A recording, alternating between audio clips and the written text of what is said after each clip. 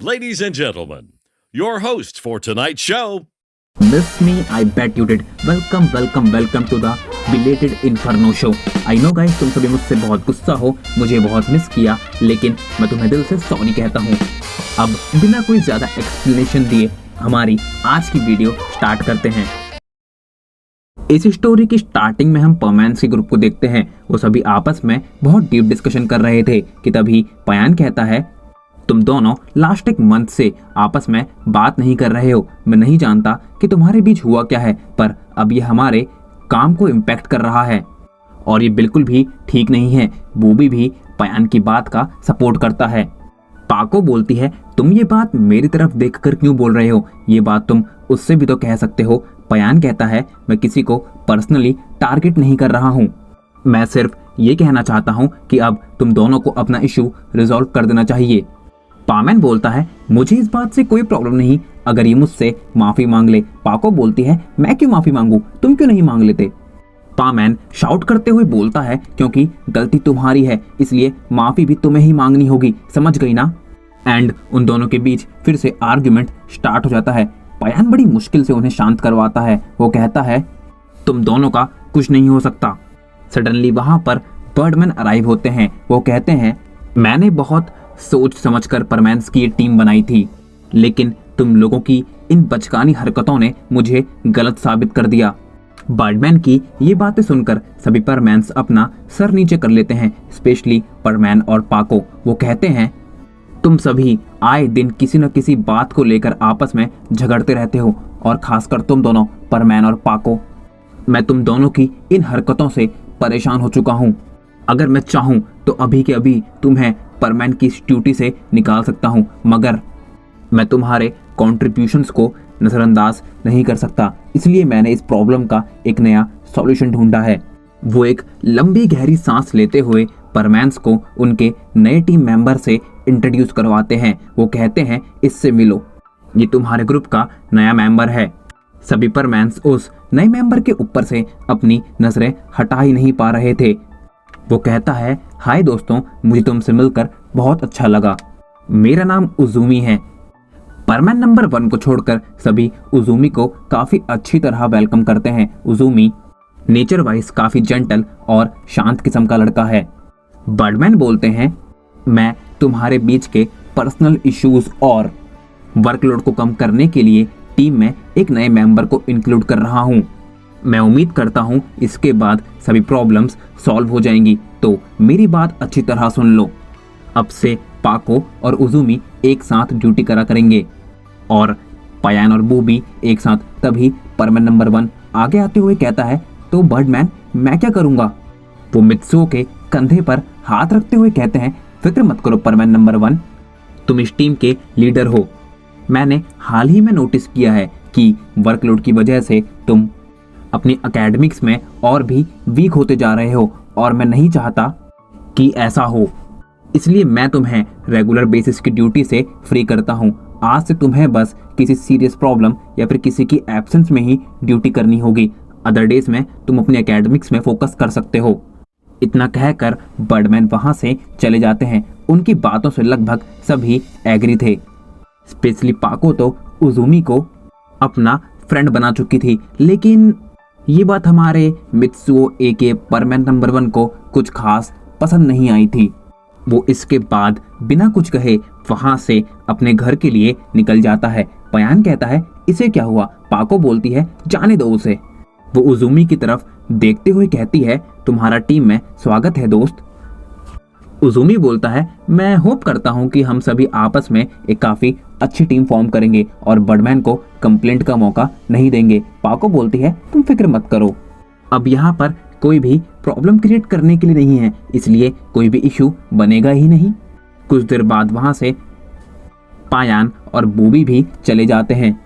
पाको उजुमी से कहती है, अगर तुम चाहो तो हम एक साथ कॉफी पीने के लिए जा सकते हैं। उजुमी कहता है, हाँ क्यों नहीं, और वो दोनों कॉफी पर चले जाते हैं। उनकी ये फर्स्ट कॉफी डेट काफी अच्छी रहती है।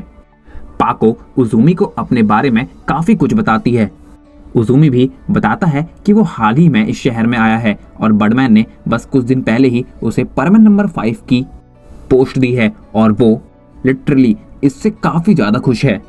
और जैसा कि हम सभी जानते हैं, अगर गर्ल्स को कोई जेंटली ट्रीट करे तो उन्हें ये काफी ज्यादा अच्छा लगता है। उजुमी अपने बारे में ज्यादा कुछ तो डिस्क्लोज नहीं करता, पर उसके पोलाइटली बात करने का तरीका, उसका ड्रेसिंग सेंस और सेंस ऑफ ह्यूमर पाको को काफी अच्छा लगता है।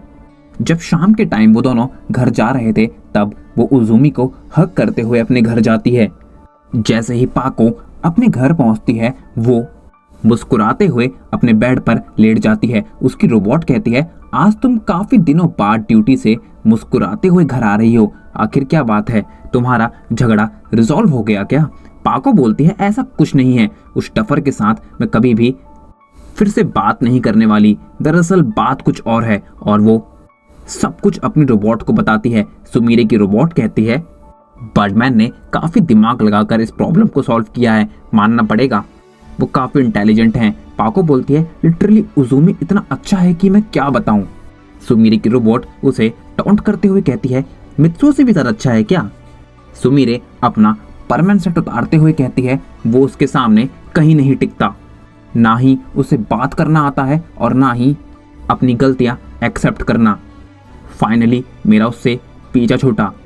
सुमीरे की रोबोट फिर से उसे टॉन्ट करते हुए कहती है, चाहे तुम कितना भी बुरा भला कह लो, लेकिन तुम पसंद तो उसे ही करती हो ना।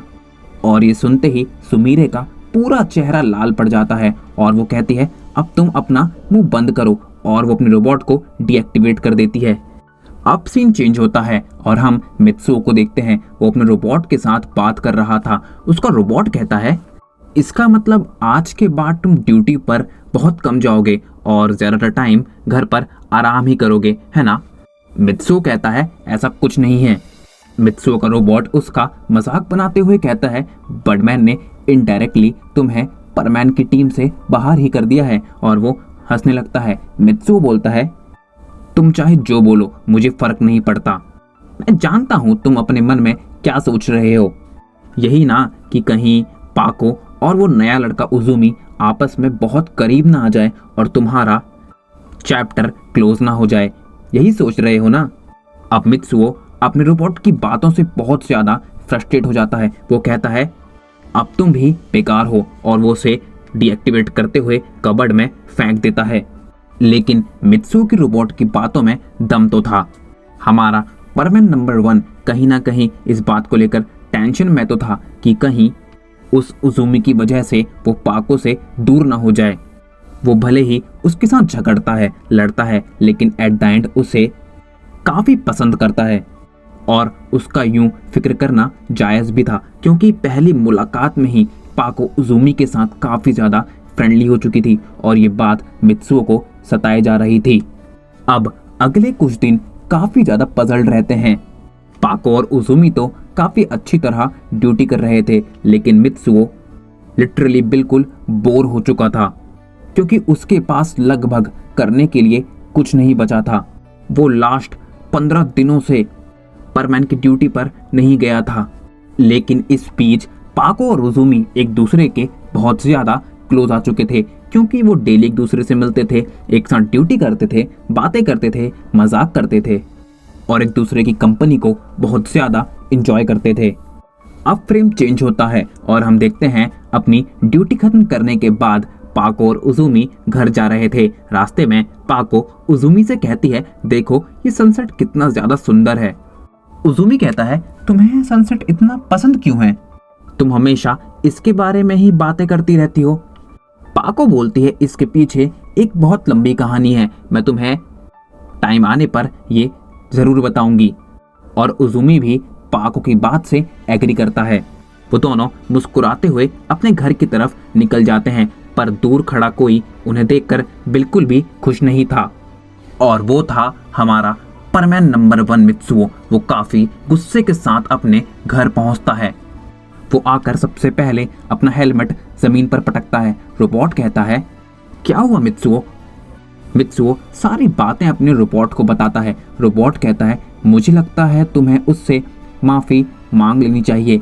मित्सुओ कहता है, मैं माफी मांगने के लिए रेडी हूँ, लेकिन मुझे नहीं लगता कि अब पाको मुझे माफ करेगी या फिर वो मुझसे बात करना चाहेगी। उसे नया दोस्त जो मिल चुका है, मेरी वैल्यू अब उसके लिए पहले जैसी नहीं रही। रोबोट मित्सुओ को समझाने की बहुत कोशिश करता है, लेकिन मित्सुओ अपने रोबोट की किसी बात से एग्री नहीं करता और वो काफी ज्यादा डिप्रेस्ड और डिमोटिवेट फील करता है। ऐसे ही अगले कुछ दिन बीत जाते हैं। मित्सुओ के पास लिटरली अब करने के लिए कुछ नहीं था। वो लास्ट एक मंथ से ड्यूटी पर नहीं जा पाया था और ना ही उसके फ्रेंड्स उसे बुलाते थे। उसे ऐसा लग रहा था कि अब सब उसे भूल चुके हैं। शहर में भी उसकी बातें धीरे धीरे कम होने लगी थी क्योंकि उजुमी सबका फेवरेट बनता जा रहा था और ये देखकर मित्सुओ को और भी ज्यादा बुरा लग रहा था। अब एक दिन मित्सुओ अपने स्कूल से आकर बेड पर लेटा हुआ था। वो इसी बारे में सोच रहा था कि तभी आज ऑलमोस्ट 1 महीने बाद उसका बैज रिंग करता है। वो उस कॉल को पिक करता है। सामने से रिस्पॉन्स आता है, शहर का मेन डैम टूट चुका है, जल्दी यहाँ पहुंच जाओ। इतना कहते हुए कॉल कट हो जाती है। मित्सुओ बिना कुछ सोचे समझे अपना परमानेंट शर्ट पहनता है और तुरंत इंसिडेंट स्पॉट पर पहुंच जाता है। वो देखता है डैम काफी बुरी तरह टूट चुका था, पानी का फ्लो काफी ज्यादा था और वो धीरे धीरे शहर के ईस्ट साइड और फार्मर की फील्ड की तरफ जा रहा था। परमैन चाहकर तुरंत पानी को रोकने के लिए डैम को पुश करने लगता है। सभी परमैन्स पूरी कोशिश कर रहे थे कि वो पानी के फ्लो को फिर से वेस्ट की तरफ डाइवर्ट कर सके ताकि फार्मर्स को लॉस ना हो। लगभग आधे घंटे तक कोशिश करने के बाद, पूरा फोर्स लगाने के बाद वो पानी डाइवर्ट करना स्टार्ट कर देते हैं कि तभी कुछ अलग होता है। एकदम से उनकी फोर्स टूट जाती है और पानी का फ्लो फिर से फ्रंट की तरफ जाने लगता है और पूरी ईस्ट साइड और फार्मर्स की फील्ड डूबने लगती है। वो सभी उसे रोकने की बहुत कोशिश करते हैं पर अब तक पानी पूरी फील्ड्स को कवर कर चुका था और शहर का ईस्ट साइड भी बहुत हद तक इम्पैक्ट हो चुका था। कुछ देर बाद बड़ी मुश्किल से पानी के फ्लो को कंट्रोल किया जाता है, लेकिन अब तक काफी नुकसान हो चुका था। लेकिन ये बिल्कुल भी समझ नहीं आ रहा था कि ये हुआ कैसे। वहां के फार्मर्स लिटरली अपने घुटनों पर रोने लगे थे। तभी पाको पामैन के ऊपर शाउट करते हुए कहती है, ये सब कुछ तुम्हारी वजह से हुआ है। मैंने देखा था तुमने अपना फोर्स हल्का कर दिया था जिस वजह से पानी फिर से दूसरी तरफ जाने लगा। ये तुम्हारी गलती है, देखो तुम्हारी वजह से इन सब का क्या हाल हो गया। पामैन कहता है, मैंने कुछ नहीं किया, मैंने पूरी कोशिश की, लेकिन मेरी साइड से एकदम से पुश हल्का हो चुका था जिस वजह से मेरा फोर्स भी हिल गया और मैं थोड़ा सा पीछे हट गया, मगर इसमें मेरी कोई गलती नहीं। लेकिन पाको इस बात का पूरा ब्लेम परमैन पर डाल देती है। परमैन भी ज्यादा कुछ एक्सप्लेन ना करते हुए वहां से चले जाता है, मगर ये बात शहर में आग की तरह फैल जाती है कि परमैन की वजह से, उसकी इस गलती के चलते फार्मर्स का और शहर के ईस्ट साइड का काफी नुकसान हो चुका है। अब तक जो परमैन शहर का हीरो था, शहर की आंखों का तारा था, वो शहर में एक बहुत बड़ा विलन बन चुका था। कोई भी उसका फेस तक नहीं देखना चाहता था। इस बात ने मित्सुओ को और भी ज्यादा सैड कर दिया था। आज जैसे ही मित्सुओ अपने स्कूल से घर पहुंचता है, वो काफी उदास होकर अपने बेड पर लेट जाता है। वो कहता है, लगता है अब मेरी कोई भी जरूरत नहीं है, मुझे अपनी इस ड्यूटी को छोड़ देना चाहिए, मैं सबकी नज़रों में बहुत बुरा बन चुका हूँ। मित्सुओ डिसाइड करता है कि वो अपनी परमैन की ड्यूटी छोड़ देगा। वो अपने रोबोट को एक्टिवेट करता है, उसे सारी बातें बताता है। उसका रोबोट मित्सुओ को समझाने की बहुत कोशिश करता है, लेकिन मित्सुओ रोबोट से माफ़ी मांगता है, उसे डीएक्टिवेट करता है और डायरेक्टली बर्डमैन को कॉल करके मिलने के लिए बुलाता है। बर्डमैन कुछ ही देर में मित्सुओ के घर पर पहुंच जाते हैं। वो कहते हैं, बताओ परमैन नंबर 1, आखिर हुआ क्या है। मित्सुओ कहता है, आप जानते हैं मेरी वजह से क्या हुआ है, मैं एक्सप्लेन नहीं करना चाहता कि उसमें मेरी गलती है या फिर नहीं। बर्डमैन बोलते हैं, मैं जानता हूँ, लेकिन उसमें तुम्हारी कोई गलती नहीं है। मित्सुओ कहता है, मगर सबकी नज़रों में मैं ही गलत हूँ और मैंने डिसाइड किया है कि मैं परमैन की जॉब छोड़ना चाहता हूँ। बर्डमैन कहते हैं, क्या तुम श्योर हो परमैन नंबर 1? मित्सुओ कहता है, हाँ मैं श्योर हूँ बर्डमैन कि अब मुझे परमैन की जॉब नहीं करनी। बर्डमैन कहते हैं अगर ऐसा है तो ठीक है, मैं तुम्हारे डिसीजन की रिस्पेक्ट करता हूँ, लेकिन तुम्हें सोचने के लिए नेक्स्ट 24 आवर्स का टाइम देता हूँ। अगर मन बदल जाए तो ठीक है, वरना मैं तुम्हारे पास आकर तुम्हारा परमानेंट सेट और रोबोट ले लूंगा। इतना कहते हुए बर्डमैन वहां से चले जाते हैं। मित्सुओ के लिए वो टाइम लिटरली काफी ज्यादा पेनफुल था। जिस काम को उसने अपने इतने साल दिए, अब फाइनली उसे वो छोड़ना पड़ रहा था, जो उसके लिए बिल्कुल भी आसान नहीं था। उसकी आंखों में आंसू थे, पर उसने डिसाइड कर लिया था कि अब वो इस फैसले से पीछे नहीं हटेगा। और अब फाइनली ऑलमोस्ट 24 आवर्स बीत जाते हैं। मित्सुओ अपने रोबोट से एक आखिरी बार मिलता है और उसे डीएक्टिवेट करके बर्डमैन का वेट करने लगता है, लेकिन अब तक बर्डमैन आए नहीं थे। मित्सुओ उनका वेट कर ही रहा था कि तभी उसका बैज एक बार फिर बजता है। सामने से पाको की आवाज आती है, परमैन मुझे तुम्हारी हेल्प चाहिए, मैं सेंट्रल टावर में हूँ, यहाँ आग लगी है, मैं फंस चुकी हूँ, मुझे बचाओ। और इतना कहते ही सामने से आंसर बंद हो जाता है। ये सुनते ही मित्सुओ बहुत ज़्यादा हड़बड़ा जाता है। वो तुरंत अपना परमानेंट सेट पहनकर उस लोकेशन पर पहुंचता है। वो देखता है वहाँ पर बहुत बड़ी आग लगी हुई है। वो बिना कुछ सोचे समझे सीधा उस बिल्डिंग के अंदर घुस जाता है। वो देखता है चारों तरफ धुआं धुआं फैला हुआ है, कुछ भी दिखाई नहीं दे रहा। वो हर तरफ चिल्लाते हुए पाको को ढूंढने लगता है। वो कहता है, पाको कहाँ हो तुम? लेकिन उसे सामने से कोई रिस्पॉन्स नहीं मिलता कि तभी मित्सुओ की नज़र पाको के हैंकी की तरफ जाती है। वो कहता है, ये तो पाको का हैंकी है। वो उसे आसपास ही ढूंढने लगता है। वो देखता है पाको पास ही में एक जगह पर फंसी हुई है। ज़्यादा धुआं होने की वजह से वो बाहर नहीं जा पाई और आसपास कहीं भी उजुमी दिखाई नहीं दे रहा था। परमैन जल्दी से पाको को लेकर बाहर पहुंचता है और फायर ब्रिगेड की आग बुझाने में मदद करने लगता है। परमैन ने लिटरली काफ़ी बड़ा नुकसान होने से बचा लिया और आसपास खड़े सभी लोग परमैन को इसके लिए बहुत ज़्यादा थैंक्स करते हैं। परमैन पाको को लेकर थोड़ा दूर जाता है और उसे उठाने की कोशिश करने लगता है। कुछ देर बाद पाको जाग जाती है। परमैन उसे गले से लगा लेता है। वो कहता है, पाको तुम ठीक तो हो ना? मित्सुओ के इस बिहेवियर ने पाको के दिल को फिर से डाइवर्ट कर दिया था। वो कहती है, मुझे माफ़ कर दो मित्सुओ, मेरी गलती है, प्लीज़ मुझे माफ़ कर दो। और वो दोनों रोने लगते हैं, एक दूसरे को माफ़ कर देते हैं। तभी वहाँ पर बर्डमैन आते हैं। वो कहते हैं, मुझे देखकर काफ़ी अच्छा लगा कि तुम दोनों के बीच में सभी प्रॉब्लम सॉल्व हो गई हैं। पाको बोलती है, उजुमी कहाँ है? कि तभी वहाँ पर उजुमी आता है। बर्डमैन बोलते हैं, तुमने काफ़ी अच्छा काम किया, और वो उसे डीएक्टिवेट करते हैं। पाको बोलती है, क्या? बर्डमैन कहते हैं, हाँ, ये एक रोबोट था, मैंने ये इसलिए किया ताकि तुम दोनों के बीच में प्रॉब्लम सॉल्व हो सके, और मैं खुश हूँ कि तुम दोनों के बीच सब कुछ ठीक हो चुका है। और परमैन नंबर 1, मैं उम्मीद करता हूँ कि तुम अब ड्यूटी नहीं छोड़ना चाहते। पामैन कहता है, जी हाँ बर्डमैन, अब मैं अपनी ड्यूटी नहीं छोड़ना चाहता। बर्डमैन कहते हैं, तो ठीक है, अब मैं चलता हूँ, अपना ध्यान रखना बच्चों। पामैन बोलता है, पाको मुझे माफ़ कर दो, मेरी गलती है। पाको भी अपनी गलती को एक्सेप्ट करते हुए पामैन से माफ़ी मांगती है और उन दोनों के बीच सब कुछ फिर से नॉर्मल हो जाता है। अब नेक्स्ट डे हम देखते हैं परमैन और पाको एक साथ ड्यूटी कर रहे थे। परमैन और पाको का फिर से किसी छोटी सी बात को लेकर आर्ग्यूमेंट हो जाता है। बर्डमैन कहते हैं, इन दोनों का कुछ नहीं हो सकता, और इस हैप्पी नोट एंडिंग के साथ ये एपिसोड यहीं पर खत्म होता है। आई होप गाइस कि तुम सभी लोगों को ये एपिसोड काफ़ी पसंद आया है तो जरूर से लाइक करना, चैनल पे नए हो तो यार सब्सक्राइब करना।